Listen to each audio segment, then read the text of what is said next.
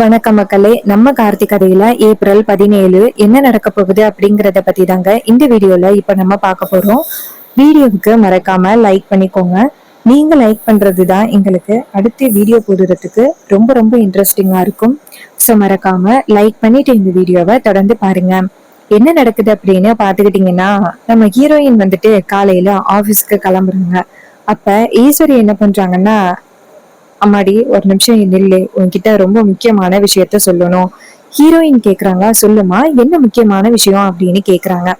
ஈஸ்வரி சொல்றாங்க, அம்மாடி இது மாதிரி 6 மாசம் அப்புறம் தான் உனக்கும் கார்த்திக்கும் வந்துட்டு கல்யாணம். அதுக்கு முன்னாடி ஒரு சின்னதா என்கேஜ்மெண்ட் வச்சுக்கலாம் அப்படின்னு பார்த்தேன். தட்டு தாம்பலம் மாத்திக்கலாமா அப்படின்னு கேக்குறாங்க. அப்ப ஹீரோயின் சொல்றாங்க, அம்மா 6 மாசத்துக்கு அப்புறம் தானம்மா மேரேஜ், அதுக்கு எதுக்குமா இப்பயே தட்டு தாம்பலம் மாத்தணும். அதுக்கு ஈஸ்வரி சொல்றாங்க, இல்லம்மா இப்பயே தட்டு தாம்பலம் மாத்திட்டோம்னு வச்சுக்கேங்க, ஒரு கன்ஃபார்மா இருக்கும். யாராவது உன்னை பொண்ணு கேட்டு வந்தாங்க அப்படின்னா உனக்கு நிச்சயம் ஆகிட்டு அப்படின்னு நான் சொல்லுவேன்னு அவங்க கிட்ட வேற எதுவும் பதில் சொல்ல வேண்டிய இல்ல. இதை கேட்டதும் ரேவதி சொல்றாங்க, அம்மா நான் கார்த்திய கல்யாணம் பண்ணிக்க போறது உறுதி. அவரோட நல்ல குணம் எனக்கு ரொம்ப பிடிச்சிருக்கு. நிறைய பேருக்கு உதவி பண்றாரு. அவரால நிறைய குடும்பம் வந்துட்டு நல்லபடியா வாழ்ந்துகிட்டு இருக்கு. நிறைய மக்களுக்கு சாப்பாடு போட்டு நிறைய பேரோட பசிய ஆத்திக்கிட்டு இருக்காரு. இப்படிப்பட்ட ஒரு நல்லவரை கல்யாணம் பண்ணிக்கிறது என்னோட பெருமைமா. சோ நான் கண்டிப்பா அவரை கல்யாணம் பண்ணிக்கிறேன் அப்படின்னு. அப்போ மயில இதையெல்லாம் பார்த்துட்டு இதெல்லாம் சகலைதான் செஞ்சாரு. சகலையதான் இவ காதலிச்சுக்கிட்டு இருக்கா. ஆனா தேவையில்லாம அத்தை வந்துட்டு எவனோ ஒருத்தனை கார்த்தின்னு கூட்டிட்டு வந்துட்டு இப்படி பண்ணிக்கிட்டு இருக்காங்க. ரேவதியும் அவன் தான் கார்த்தி அப்படின்னு நினைச்சுக்கிட்டு அவனை கல்யாணம் பண்றதுக்கு சரின்னு சொல்றாங்க.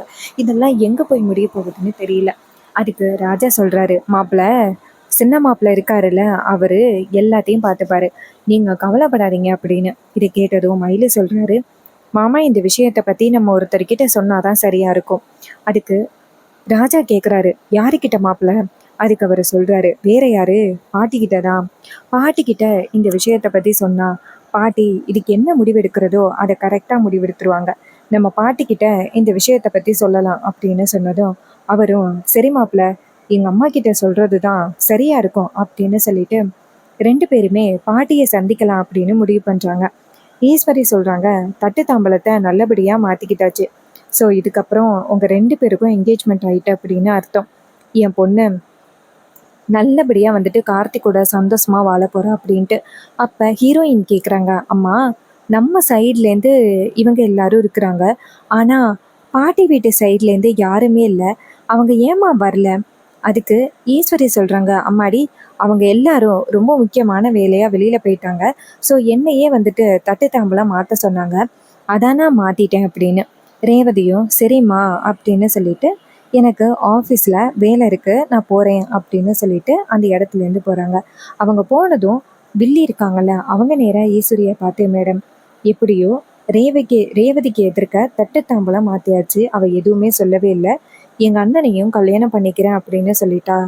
இதை கேட்டதும் ஈஸ்வரி சொல்கிறாங்க, ஆமாம் இனிமே உங்களுடைய கல்யாணத்தை யாராலையுமே தடுத்து நிப்பாட்ட முடியாது அப்படின்னு. அப்போது வில்லி ரொம்ப சந்தோஷப்படுறாங்க. அப்போ வில்லி நேரா அவங்க அத்தை கிட்ட, சரிங்க அத்தை, எனக்கு ஒரு முக்கியமான வேலை இருக்கு நான் போறேன் அப்படின்னு சொல்லிட்டு நேரா அவங்க அண்ணனை கூட்டிக்கிட்டு வெளியில போறாங்க. அப்போ வில்லி நேரா அவங்க அண்ணனை பார்த்து, அண்ணன் இந்த சம்மந்தம் எப்படா கிடைக்கும் அப்படின்னு நானும் எதிர்பார்த்து காத்துக்கிட்டு இருந்தேன். இப்போ நான் நினைச்ச மாதிரி இந்த சம்மந்தமும் அமைஞ்சிருச்சு. எப்படியாவது நான் அருணை கல்யாணம் பண்ணிட்டு பாதி சொத்தை அடையலாம் அப்படின்னு நினைச்சேன்.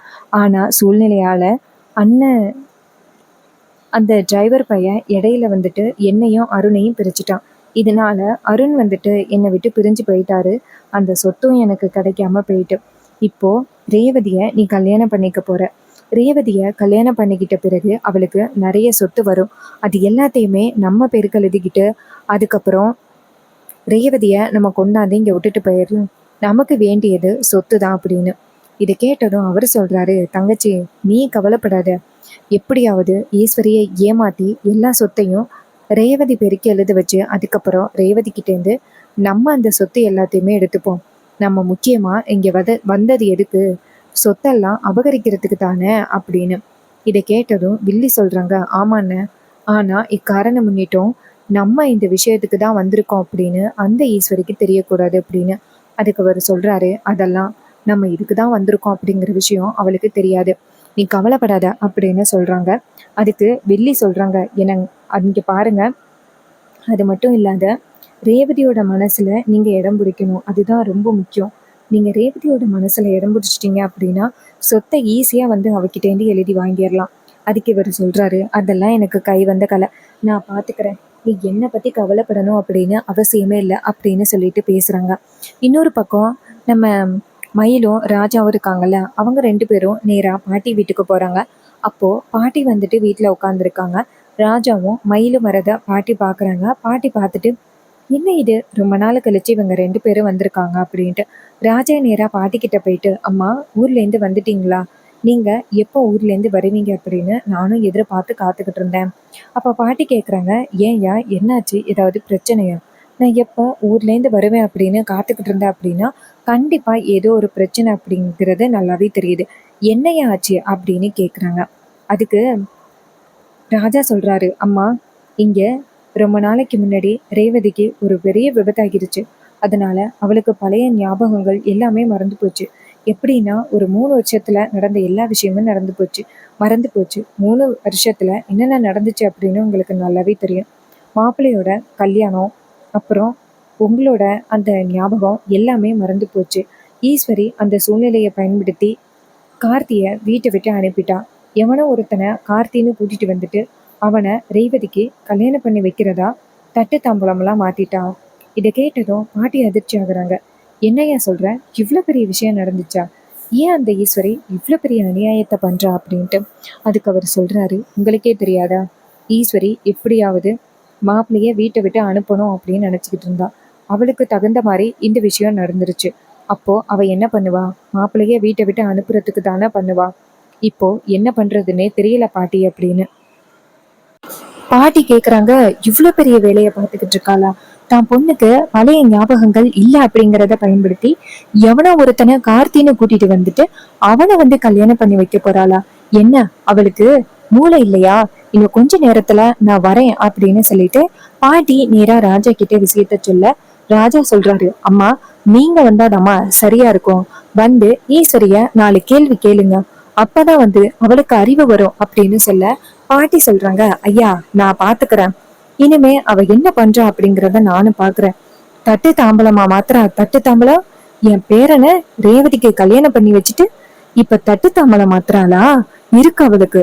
நான் பஞ்சாயத்துல உள்ளவங்க எல்லாரையுமே கூட்டிட்டு வந்து ஈஸ்வரி கிட்ட கேள்வி கேக்குறேன் அப்படின்ட்டு. அப்ப ராஜா சொல்றாரு, அம்மா ரேவதிக்கு இப்ப பழைய ஞாபகங்கள் இல்ல.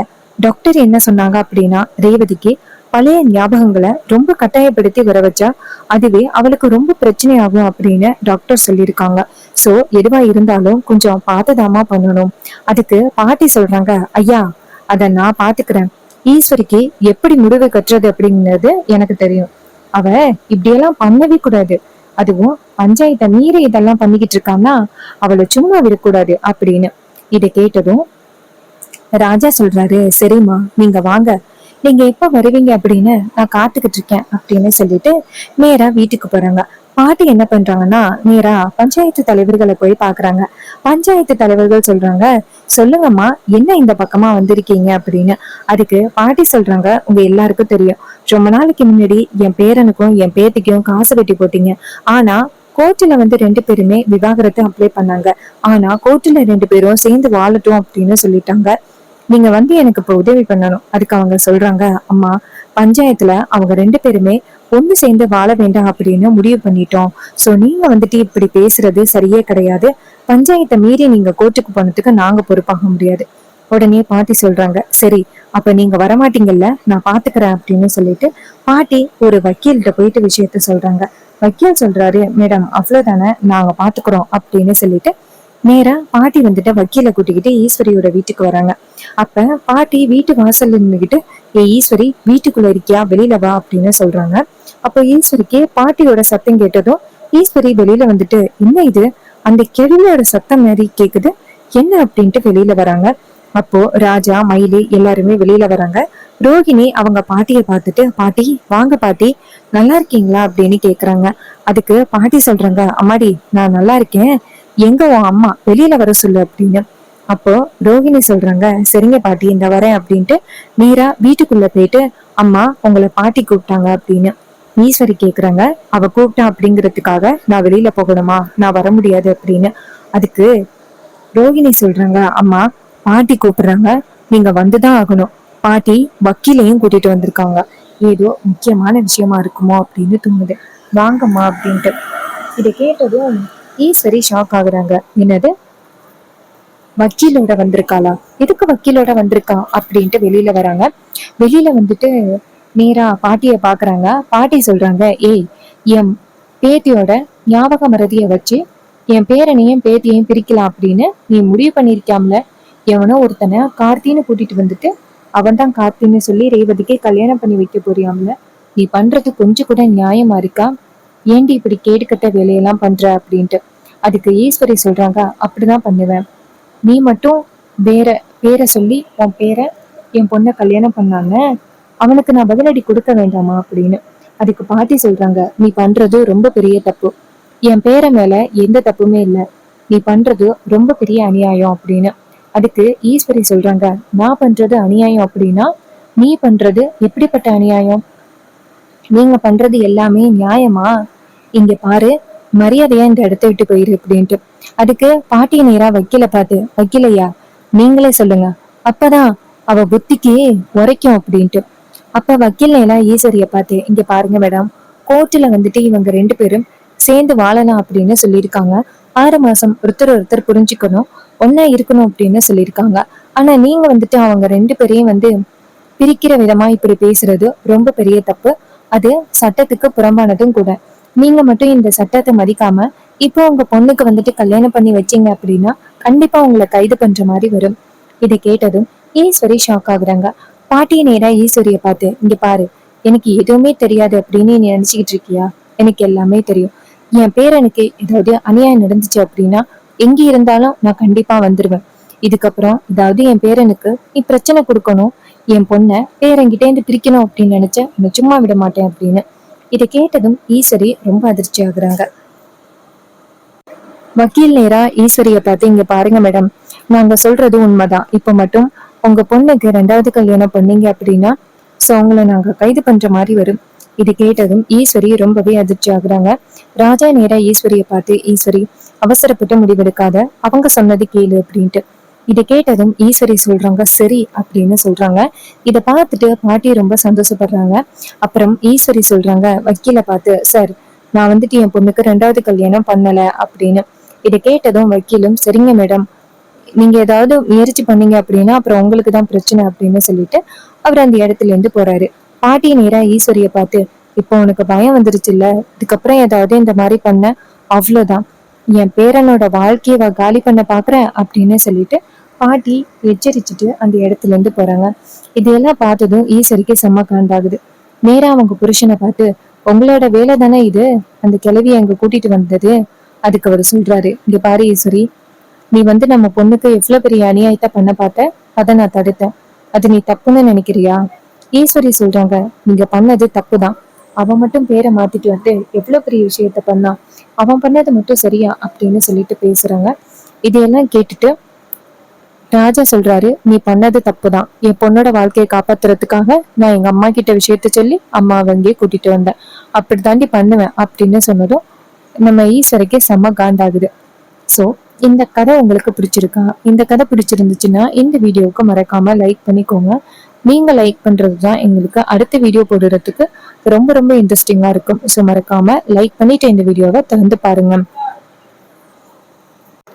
அது மட்டும் இல்லாம நம்ம கிட்ட 5 ருபீஸ்ல இருந்து 10 ருபீஸ் வரைக்கும் சூப்பர் கியூட்டான கிளிப்ஸ் வந்து அவைலபிளா இருக்கு. இந்த கிளிப்ஸ் எல்லாமே எவ்வளோன்னு பாத்துக்கிட்டீங்கன்னா ஜஸ்ட் 5 ருபீஸ் மட்டும்தான். உங்களுக்கு வேணும் அப்படின்னா கமெண்ட்ல வந்துட்டு ஹாய் அப்படின்னு மெசேஜ் பண்ணீங்கன்னா இந்த கிளிப்ஸை எப்படி பை பண்றது அப்படிங்கறத பத்தி உங்ககிட்ட சொல்லுவேன். நீங்க ஹோல்சேல் பண்ணணும் அப்படின்னு நினைச்சாலும் நம்ம கிட்ட கிளிப்ஸ் அவைலபிளா இருக்கு. ஸோ சீக்கிரம் ஆர்டர் பிளேஸ் பண்ணி பை பண்ணிக்கோங்க. தேங்க்யூ ஃபார் வாட்சிங். நெக்ஸ்ட் வீடியோல பார்ப்போம்.